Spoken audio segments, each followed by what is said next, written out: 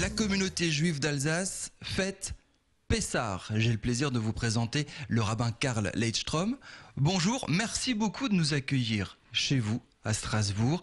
Pessah, c'est une des fêtes les plus importantes de la communauté juive. Oui, c'est ça, Pessah, c'est un des plus importants. Nous avons trois grandes fêtes pendant l'année juive, et l'année commence avec la fête de Pessah. Voilà.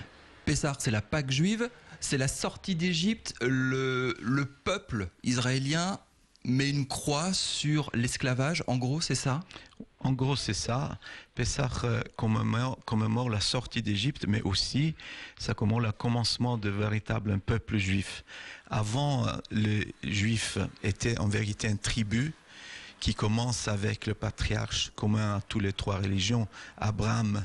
Et à la sortie d'Égypte, ils sont devenus, avec le don de la Torah, la loi, Pentecôte, ils ont devenu un véritable peuple avec une constitution, si vous voulez. Alors, qu'est-ce qui se passe dans les foyers de la communauté en Alsace? Vous l'avez dit, vous mangez certaines choses, il y a certaines traditions. Racontez-nous un petit peu. On voit en plateau à l'image avec certains aliments dessus. Qu'est-ce que ça raconte? Voilà, tout est à côté de la plateau de la plateau de la Pessah, plateau de la Seder, c'est l'ordre, et on mange les choses qui nous fait penser qu'est-ce qui est arrivé en Égypte. Par exemple, la chose la plus importante qui vient à l'esprit, c'est le matzot. Matzot, c'est le pain azim. C'est quoi le matzot? C'est du farinéo plat qui n'a pas eu le temps de monter, qui est cuit immédiatement.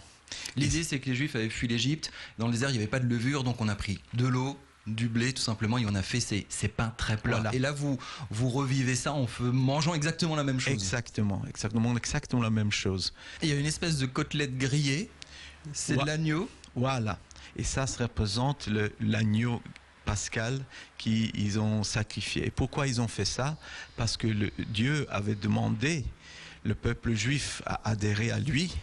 Et comment il fallait adhérer à lui? Il fallait qu'il fasse une action très forte, c'est-à-dire prendre le Dieu égyptien qui était l'agneau et les sacrifier.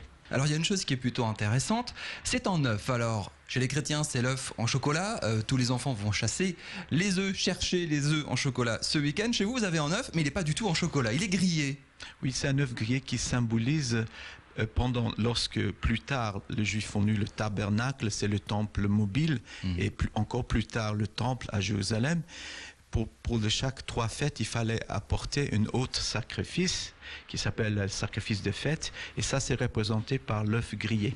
Est-ce que les jeunes de la communauté juive maintiennent un peu ces traditions? Est-ce que tous les Juifs d'Alsace sont un peu comme vous ici, à respecter ces traditions, à respecter ce pain azim, à respecter ce plat et puis toutes les cérémonies qui vont autour? Non, malheureusement, c'est pas comme ça, mais je pense qu'on a un problème en commun avec toutes les autres religions, les trois religions. Ça se perd un peu. Ça se perd, on est moins motivé, tout ça, mais on sent un petit peu chez nous, et je pense aussi chez les autres religions, les chrétiens, les musulmans, qu'il y a un mouvement qui cherche à revenir. Je peux vous souhaiter joyeuse Pâques? Ça se dit dans la communauté juive? Bien sûr. Comment on dit en hébreu? Pessah, kasher vesamer. Ça veut dire en vérité un Pessah qui est kasher dans ce sens que tout est apte, tout est correct, tout est bien, et sa mère joyeux. Voilà.